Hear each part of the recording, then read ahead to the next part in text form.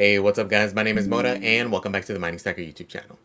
Today's video, we're going to talk about how the freaking ASIC wars are back. Bitmain is now having Elphapex in their sights.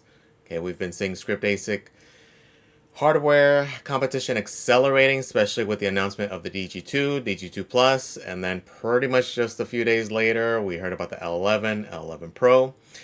So definitely an answer for Elphapex, but that's actually not what they're kind of attacking them with. They're actually kind of weaponizing the L9. L9 just got a massive price cut, and I guarantee you it's because of Elphapex, right? We're going to talk about it. We'll look at that price cut because it is borderline game-changing significant. We'll talk about it. We'll talk about the ramifications of all these things, okay? If that sounds good, guys, stay tuned. Let's get right to this thing. So typically, we watch the market a lot, especially with these little beefs, just because, again, we're always looking for those deals, right? We're always looking for those things, and we're always trying to be forward thinking, right? So we saw this before. Bitmain tends to do this. We saw it the past few years when they went after Gold Shell in the bear market, and they pretty much annihilated them.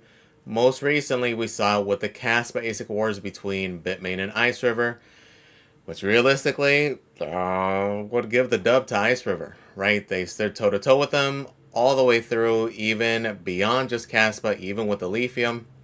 But they kind of essentially gave the playbook, right? Essentially how to go after them and then just go toe-to-toe with them. Be aggressive, right? One thing that we have seen with Bitmain is typically they can beat them out with the efficiency, with those types of things. If they're unable to, they're going to beat them out in price, right? One advantage they're going to have over all of them is volume. Okay, we have seen this over and over that because they produce so many more units, they don't have to make as much profit as some of these other guys. So they can get really aggressive with the prices, and we've seen that strategy kind of play out before, right? And sometimes to their hindrance, right? They kind of look like fools in the Caspa days with the initial KS3 and KS5 because they priced it at those ridiculous prices and Ice River came in and undercut them. Okay, so again, this is all a game, right? If we follow these things, we kind of see it's kind of borderline hilarious. It's borderline entertainment to watch it from the sidelines just to kind of see it because we're seeing it play out in real time. Like, it is borderline funny how aggressive they are with these tactics and they're just out in the open with it, right? But on the spectator side, we're able to kind of see what they're doing, get deals, and kind of look forward at potentially what's going to happen. Because now with this price cut, for example, some of the prices of the other ASICs just don't make any sense. They're going to have to lower, and then it depends on how much they lower. Will Bitmain lower? You're going to have to kind of play this game, and that's kind of how we played the whole Caspa thing. Okay, so things are definitely happening here, but we're going to have to see if Elphapex kind of plays along, or they just sit back and let it happen, right? So it's kind of up to them, depending on what they do. So again, the initial big change was the L11 Pro, right? So we did see the announcement with Elphapex with the DG2 Plus coming in at 20.5 gigahash, 0.19 joules to megahash. So extremely good efficiency, good specs. It was the king essentially for not very long though. Okay, the L11 Pro came out. And again, we talk about them being kind of petty. And again, in reality, it's a marketing thing, right? If you're able to beat them, even if it's slightly, you're going to do it, right? So the Elphapex DG2 Plus at 20.5 gigahash. What did the 11 Pro come at? 21 gigahash, right? Just again, for marketing to say that they are the most powerful. And in this case, also now the most efficient, right? So again, marketing tactic, that's definitely a 101. Okay, so that's why it would behoove Elphapex to maybe try to bump that up a little bit to kind of override them a bit, right? So again, this is the problem why we're kind of critiquing Elphapex in a sense of like giving Bitmain all the ammo so early. Okay, they gave their specs, they gave their pricing. This thing's not going to ship until like November, December. Okay, essentially, like we mentioned, when it was extremely likely that Bitmain was going to have a newer model, some kind of upgrade, just because, again, it's already been a year for the L9.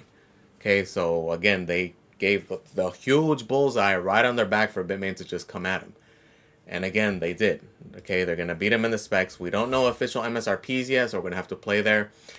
In reality, it kind of doesn't matter because they're not even using the L11 to kind of dig at Elphapex. They're actually going to weaponize the L9. The L9 is what's going to kind of dig them in. Okay, so as we mentioned in the L11 video, like, yes, it's an impressive unit.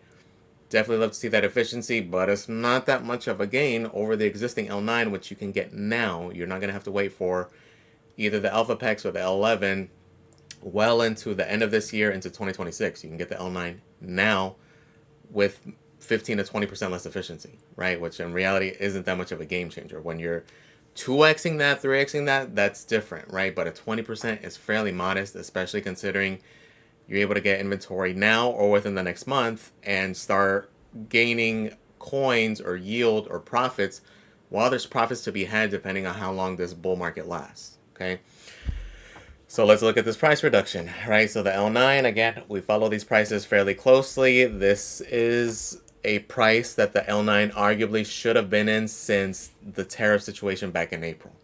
Okay, we did see everything peak in December. If you guys remember, we did a video titled Fight the FOMO, like don't buy the L9s at 15, 16, 17,000. It was going to be ridiculous. It was going to be stupid. And this is exactly why, right? Here we are 8 months later, quite a ways later. It's a third of the price now. Okay, so they do have September batches. The 15 gigahash model is under 5K, $49.99 shipped from Nhash. Okay, whatever vendor you want to choose, I prefer Nhash. I do have a referral link in the description for you guys who are interested, but whoever you want to purchase from, chances are they're going to have a reduced price. They may have not updated the price yet, so keep that in mind. Some of them aren't listing the September batch yet. A lot of them are listing current spot availability, and even the spot price isn't too bad. Okay, the 15 gigahash, for example, from them is under 6K. It's at $59.99, which is a hefty price cut, right? To me, the more appealing price is definitely waiting a few weeks for another $1,000 off, right? At this point, under $5,000.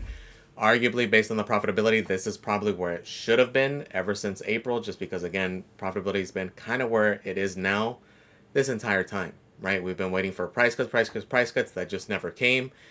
They kind of refused to go under that like 7K-ish range. There were a few pre-orders.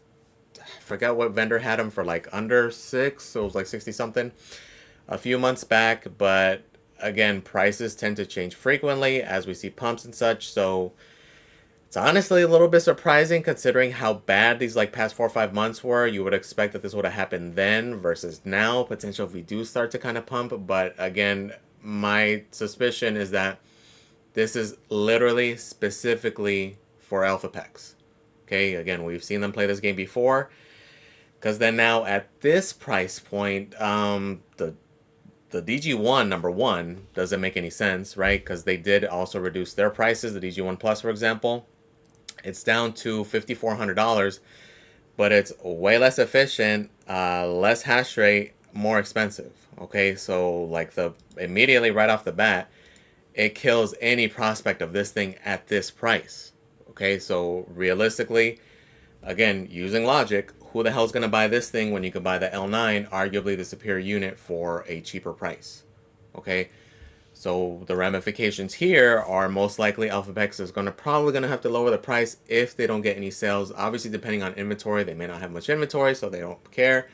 Or they have a lot of inventory and they may cut more aggressively because, again, at this price point, with the L9 at this price now, just doesn't make sense. Okay, so again, this is why we kind of follow these price actions, because we want to kind of see this play out. And then even comparing it with the DG2, honestly, doesn't make sense. If we break it down and we look at like a price per gigahash, the L9 now beats it. Okay, so this guy is slightly more efficient. Or actually, no. So this regular model, the DG2, actually is not. It's 0.22 versus the 0.21 of this guy. Okay, so actually the L9 is still more efficient. It's available now, and the price is significantly better. Price per hash for the 15 gigahash model at $5,000, it's about 333.33. Okay, in comparison to the DG2, it's $444 per gigahash. Okay, so if you break it down in those metrics, very significant savings with the L9. And you also don't have to wait for that amount of time. Okay, so definitely all day makes 0 sense. The DG2, though, the DG2 Plus is a more superior unit. It is more efficient. In this case, at least you have that window being at 0.19. But again, 0.19 to 0.21, 10% efficiency difference. No, and then this guy, the price per gigahash is also more. It's up to $512 per gigahash versus, again, the 333 here. Okay, is it worth it for 10%? And having to wait until November, December? Absolutely not. Okay, so for me, this makes the L9 definitely a no-brainer. Even in comparison to the L11, which is probably not going to come out until maybe early next year. Okay, and realistically, this is going to be a premium. It's also going to be fairly expensive, most likely, in comparison. But again, it's because you're getting the best in class. Okay, so it kind of makes sense for there to be a premium. Realistically, all this stuff makes me more bullish on this guy, especially at this price point. I honestly did not think at this point we would get such an aggressive price reduction. This is pretty interesting, okay? Especially considering where prices were last cycle around this time for Doge. Remember when the L7 came out? I'm sure a lot of you guys, I know quite a few of you guys, who did purchase that freaking L7. You pre-ordered it right at the peak of the freaking last bull market and paid like between $24,000 to $30,000 for it. It's crazy. It's crazy where this thing is at 5K.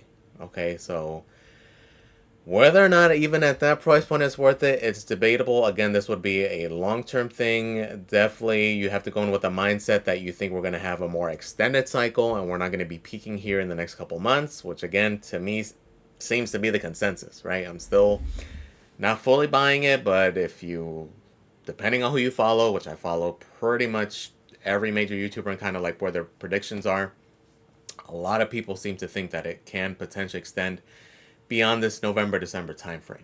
Okay, so if you're in that camp and you think it's going to go way longer, then it could make sense, right? So just really depends on your viewpoints, but this price point, it definitely changes things. Will it affect the smaller guys, right? Currently, none of the little at-home miners have really changed the price. Arguably, they may also change, right? Just because, again, especially like the Flu miner, for example, being at 3K, I mean, for $2,000 more, you're getting a top-of-the-line freaking full-size ASIC. Potential for some of those to drop also, right? I would think more in line with like the Flu miner just being a bigger one. Not so sure about the smaller guys just because, again, they're in the $1,000 range, like the DG Home 1 and the little Volk Miner Mini. But just something to keep in mind there also. Another huge factor, though, is that all of this can change if Doge pumps. Okay, so the expectation is there's potential sometime within the next 3 months that it pumps. Can it happen as soon as in a few weeks? Could it be September? Could it be October? Sure, and if it does, this is going to drastically change. Okay, so this is the price now. It may not be the same price in 2 weeks if things change, right? But vice versa, if things dump more or if they go sideways, it's gonna stay in this range. Is it gonna go much lower, even if, let's say, Doge dumps down to 15 cents or lower? Honestly, probably not. Probably until way farther out, just because they kind of know what's most likely to happen. Potentially in the next 2 to 3 months, maybe 4 to 6 months, just somewhere in that time frame. Okay, so it's possible, though. Again, we made predictions like that with the Caspa ASICs, and they took off another 50% just because the competitor went more aggressive, right? So again, another thing that can change here is if Elphapex does play along and cut the prices of the DG1 Plus, of the DG2, the DG2 Plus, then you can have this back and forth thing. Do I fully expect it to happen? Honestly, no. Okay, could I definitely see the DG2 or the DG2 Plus dropping down a bit? Just because they have to, sure, but I mean, it's really going to be dependent on their profit margins. Again, they have to recoup a lot of that capital that was invested in this thing with the new designs of the ASIC chips, etc., etc. And Elphapex is on a much smaller scale, especially in comparison to Bitmain, right? And again, that's the advantage that Bitmain has on these guys, is that they're able to come in with volume. So even if the profit margin is too great, they make up for it with the volume. Okay, so again, this is why we kind of pay attention to these little battles, these little things that's going on. We're going to have to wait and see, though, if Elphapex does respond. Maybe they just wait it out and kind of bank on the fact that Doge is probably potentially going to pump here in the next few months, which kind of makes sense, right? Honestly, that would probably be what makes the most sense, right? Because at this point, it's potentially likely, again, we don't know. The altcoin season, the bull market, none of that stuff's guaranteed. The market doesn't owe you anything. It can happen, it cannot happen. We're speculating on that front, right? But at this point, the fact that it's so close, chances are they're probably going to wait it out. I really don't see them dropping. And then again, if that does happen, this is going to increase 100%. Okay, so just factor those things in, that this deal may not last a whole lot longer. It could if price action sucks, but again, if things pump, it's going to change. Okay, so just make sure you fully understand that. That doesn't mean that this is the new MSRP and it's never going to go higher. No, prices on the ASICs can change on the hour. Doge can get a wick up to 35 cents tomorrow, and within minutes, the prices on these things will skyrocket also. Fully understand that. On the flip side, though, if it dumps, we don't really see cheaper ASIC prices until a long period of time happens. Okay, which is kind of the case here, right? We've had pretty miserable price action since that pump last December, and is just now really getting a significant price cut. We've gotten $1,000, $1,500 here and there, and it kind of go up and down a little bit, but this is the first real significant price cut for it. Okay, as a matter of fact, this is an all-time low, being at $49.99. So definitely something to consider there. And as far as like the status of Doge mining, like our Scrypt ASIC mining, yes, it's larger, it's more potentially sustainable, especially considering these other options, right? A lot of them are extremely immature networks. Scrypt is much, much more mature. It's been around a lot longer. It does take a lot more units to really have a drastic effect on your yield. Doge, luckily, is heavily inflationary, so the yield tends to be good, but obviously as the hash rate difficulty goes up, your yield will go down. One thing to factor, though, and the one thing that's should have a heavy factor on your thought process here, is looking forward, right? Looking into the future, because again, the only benefit with ASICs is if you're going to do it for the long term, if that specific piece of hardware can potentially last you for the long term. So the reason the L9 is appealing, though, is because, again, we're already seeing the next gen, the L11, DG2, DG2 Plus, which aren't going to come out for another like 4 months or so. And this guy is kind of up to par. So on that front, longevity-wise, looking good. The downfall, though, is just depending on how long this bull market lasts, right? You have to be prepared for potentially getting hit in the bear market if it does happen. Okay, so like, yes, it was profitable for most of this previous bear market, but the game has kind of changed, right? These manufacturers are making a shitload of units. They're making way more units than ever before. And you need to kind of understand that, factor that in, that it just because it was the case last time may not be the case this time. So factor those things in. Another thing to factor in is price action with Doge, right? Because it's such a big cap coin, upside is somewhat more limited. Okay, so kind of think of that as well. There's also the potential. It's not that I'm bearish on Doge. It's just, to me, there's so many other options. So I'm bullish on Scrypt and mining.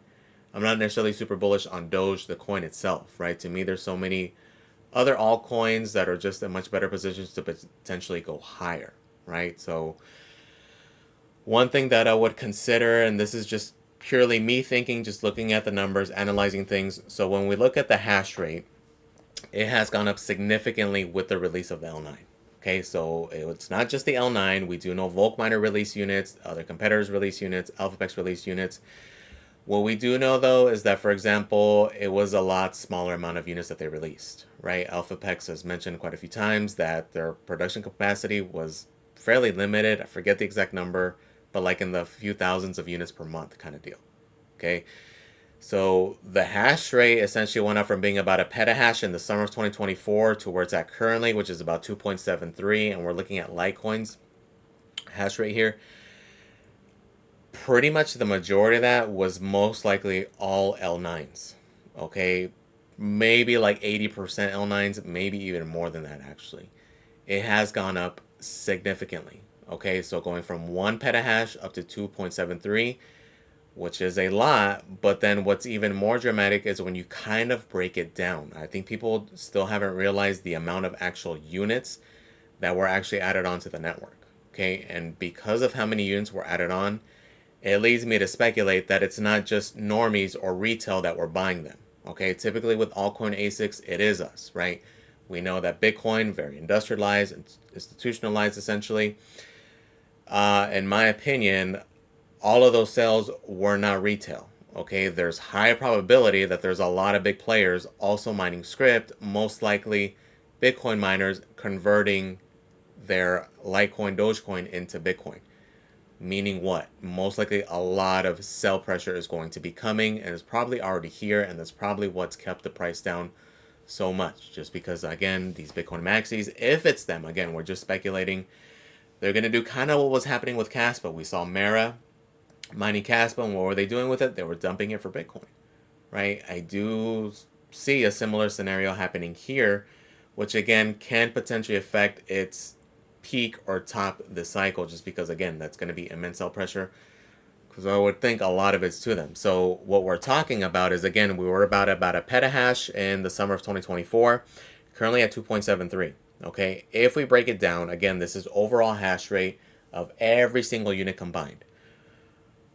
Let's look at the numbers. Okay, so if we plug in 2.73 petahash, again, this is just a hash rate converter. It's just converting it just to visualize things a lot easier. Okay, if we break it down into terms of gigahash, right, because this is the factor that most of the units are rated at. For example, we're going to break it down in terms of L9s. Okay, those are 16 gigahash models. So the easiest way to kind of estimate if the entire network were all L9s, which we know it's not, right? But even just putting it at that point, it's pretty astounding, right? So if we take the amount of gigahash, we plug it into a calculator, we're going to copy paste 2.73 million gigahash. We're going to divide that by the power of the L9, which is what? 16 gigahash. Okay, at that point, it's like if it were all L9s, which again, we know it's not, that means there's about 170,000 equivalent L9s on the network. Okay, that is a shit ton. Okay, so one easy thing we can look at to see around how many L9s were is we can see what the hash rate was prior to them releasing, right? So again, easy math, it's not exact, but we're going to approximate it at being about a petahash, which is around where it was, because again, this thing dropped in August, September, and we can see clearly that's where the uptick was also. So we're currently at 2.73. We can subtract a petahash essentially, right? So we can go down to a 1.73 petahash, and we could estimate that that's all new hardware, right? Primarily the L9s, but definitely some Elphapex, some Volkminer, etc., etc. If we do the same math, right, we take the gigahash, we're going to copy paste this, so it'll be 1, let's put it in there. Oop. It'll be 1.73 million. We're going to divide that by the L9s. We're going to just theorize that it's all L9s. We know it's not, but just again, for easy math purposes, just to visualize the equivalent, how many were added on just in a year. Okay, so about over 108,000 units. Okay, this to me does not seem like it's all retail. Okay, it's very likely that half, maybe all the way up to 3/4 of that, it was probably all industrial ASICs, right? It's either one of these mining companies, a big entity, whoever it is, whatever it is. Chances are it is most likely a Bitcoin miner who is probably taking those proceeds going into Bitcoin. We don't know. Maybe they're big Doge whales. They're just holding all their Doge. We don't know. But at the end of the day, it seems like it's a big entity of some sort, and they're going to add sell pressure. Okay, so regardless if they're Doge whales or if they're selling for BTC, whatever it is, just kind of factor that in. Okay, because again, that many freaking units, when again, we know Elphapex was only releasing a couple thousand per month during that time frame, and the majority of the hash rate was all at the same time, it leads me to believe that a huge chunk of that was all L9s, and that's not all retail. Okay, so just kind of factor those things in. That doesn't mean that Doge won't pump, right? But it's just a thing to factor. Okay, one big catalyst though that Doge has, and a lot of people have mentioned that Doge has things coming out, potentially them building things on it. To me, that's all garbage, right? We've seen that. We heard that last cycle with them doing things. It's not going to do a damn thing for the price action. It's pumpamentals, okay? So the biggest catalyst they have, number one, would be Elon pumping it, which it's hard to say just because of all the backlash with Doge. That really killed a lot of the momentum, right? But now that that's kind of over with, if he does pump it in some sort, that is one catalyst. To me, the bigger one, though, is ETFs. They are one of the few, and not only Doge, it's also Litecoin. They are both on the short list that are in the like 90-95% chance of ETFs getting approved before the end of the year, right? The predictions is sometime between September-October timeframe, which again lines up with the potential bull, okay? So just for example, just yesterday, Grayscale filed their S1 for their Doge ETF also, okay, as well as quite a few others. So it looks like extremely likely. So again, it doesn't mean Doge isn't going to pump, but just you may want to pump the brakes if you're a person who thinks that Doge is going to go to over $1, $2, something of that sort, right? Realistically, depends on your viewpoint. I have it pegged at like 60 to 70 cents. Can it go higher? Sure. Can it struggle? Also sure, right? So factor those things in. Look at different things, consider the institutional aspect, and then also consider what's going to happen now with this price reduction. Okay, it's extremely freaking appealing. Okay, so what do you think is going to happen to the hash rate? It's going to continue to go up and to the right. Okay, and again, just consider where we're at in the timeline. What do you think is going to happen in the next 6 to 8 months? You have to factor in what's potentially going to happen 12 months from now with Doge's price action. Will it, won't it? We don't know, but again, I'm going to go by worst case scenario. And to me, that's us going into another bear market potentially. Okay. So factor those things in before you FOMO in. Just think about it. I mean, arguably though, I honestly don't see this price going any lower anytime throughout this bull market. If anything, I see it going up only from here. Again, anything can happen. Maybe it goes down to 3K. I personally doubt it. We're going to have to see if Elphapex does respond to it, if they do any other price reductions, which, again, for this thing, absolutely makes sense, especially if they're trying to get rid of it prior to the DG2 releasing. Could it affect the price of the DG2? Honestly, it should, right? At this point, why are you going to buy this when you can buy the L9 for that and get it next month? Okay, so expect lower prices from Elphapex, maybe not so much from Bitmain, if they play along. Again, they may not even play along. They may just be like, you know what? We're going to risk it for the biscuit and hope that Doge pumps here in the next few weeks, next few months, and the price will be justified, and as a matter of fact, may even go higher. Okay, so just understand that these are the things you got to look at, and this is what we do to kind of anticipate price reductions, okay? Because that's definitely been a huge factor and been one of the biggest things to wreck people these past 3 years are these massive price reductions, okay? Which is, you have to look at it. You have to look at the viability. You have to look, especially when you're overpaying for these ASICs, okay? Anything over 5K, anything over 3K realistically, you're paying it based on profitability and hype, right? That does not cost that much to manufacture, okay? So like when price of these things were like 8, 9K, and then back in December, November, they were skyrocketed to 15, 17K, that's why we're saying fight the FOMO. Do not freaking do it. You're going to get wrecked. Okay, and here we are later. It's down to a third of the price. You can buy freaking 3 of them now for that same price. Okay, as the price goes down, the risk reward gets better, right? Because at this point, let's say something does happen, Elphapex goes crazy and they decide to cut massively, and this thing goes down to $29.99. Are you really getting wrecked? It's $2,000, right? In retrospect, the risk reward makes a lot more sense versus going from 15K to 5K, right? And those are the things we saw and we learned from like the KS3. People who bought that thing at 50K and then it went down to 30K and down to 15K, down to 5K, and basically given away for free now. Okay, so understand those things, understand the game, understand these battles. This is why we follow these things, because again, we want the lowest prices, because that's what's going to help you reach that ROI, make that return on your investment, and actually profit from this thing. Okay. Let me know in the comments, guys. What do you guys think? Do you guys think they're going to go lower? Do you guys think this is the low for the L9? To me, it's probably going to be it. Let me know in the comments, though, guys. What do you guys think? Please comment, like, and subscribe, guys. Thank you for watching. I really do appreciate it. And I'm out.